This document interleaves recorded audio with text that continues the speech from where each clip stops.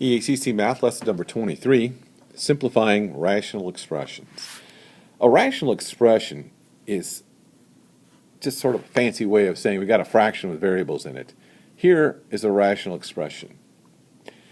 Now when we reduce rational expressions or simplify them, we do the same thing or use the same idea we do as when we're reducing a regular fraction.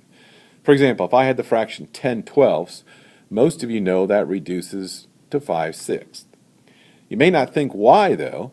The reason it reduces to 5/6 is because we rewrite 10 as 2 times 5 and 12 as 2 times 6, and then the common factors divide out.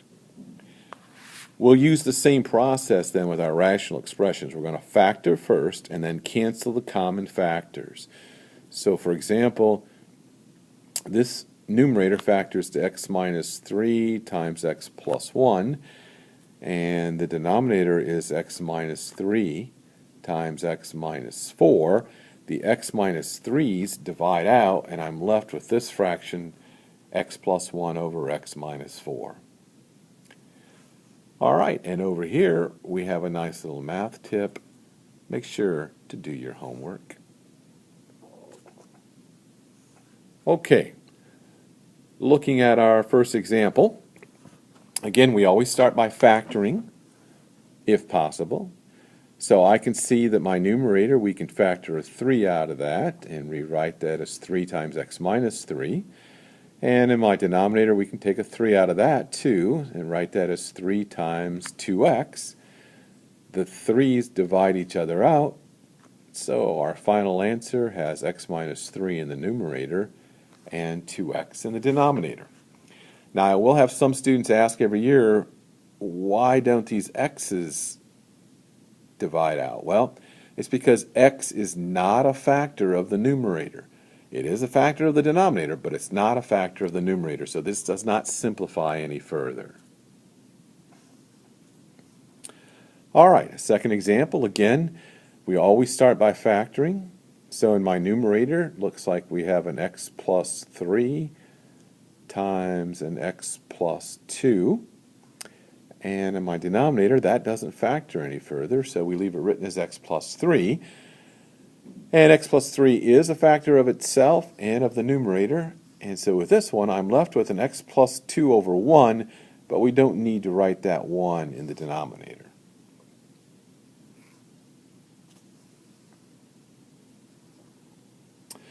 Another example. With this one, the numerator doesn't factor, so we leave it written as x minus 4. In my denominator, I can take a 2 out right away, and that leaves me with an x squared, a minus 3x, and a minus 4. And then I'll keep factoring. Again, numerator stays the same. I still have the 2. And then this factors to x minus 4 times x plus 1. So here we have a common factor of an x minus 4. Now, common mistake here is not writing anything in the numerator. There is still a 1 up here. When something divides itself, we get 1 for an answer. So my final answer looks like this. I have a 1 in the numerator and a 2 times x plus 1 in the denominator. Now I can multiply these back together or just leave it as it is. I'm just going to leave it as it is for right now.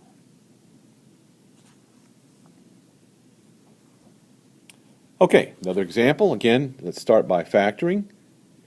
In my numerator, let's see, we can use x minus 6 here times x plus 2. Now I haven't been checking my factoring because I'm confident in it, but you might want to do that. Just FOIL your factors back together real quickly. Okay, in my denominator here, I've got one of those special guys. It's a difference of 2 squares. And remember how we factor that. You ask yourself, okay, what do I square to get the first term? Well, I square an x. What do I square to get 4? Well, I square a 2.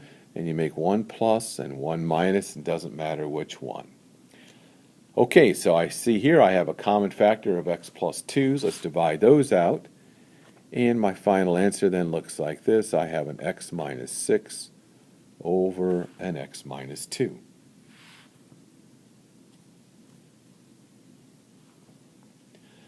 Okay, again, start by factoring. My numerator, we have x minus 3 times x minus 5 to get our positive 15 and our negative 8. Denominator, we'll use an x plus 6 times an x minus 5 to get my negative 30 and my positive 1.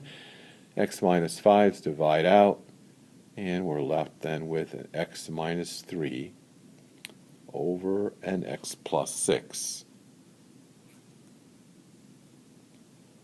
All right, one more example. Here in my numerator, I can take an x out of those two terms. So I have x times x minus 2. And in my denominator, it's really already written in a factored form. This is 3 times x. 3x is 3 times x.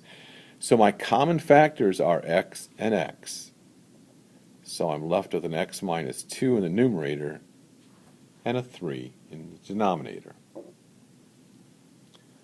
Okay, as always, you have a set of problems in front of you there. Go ahead and work on those. If you have questions, please let me know.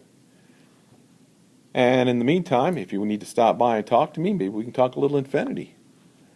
But for now, this is the end. See ya.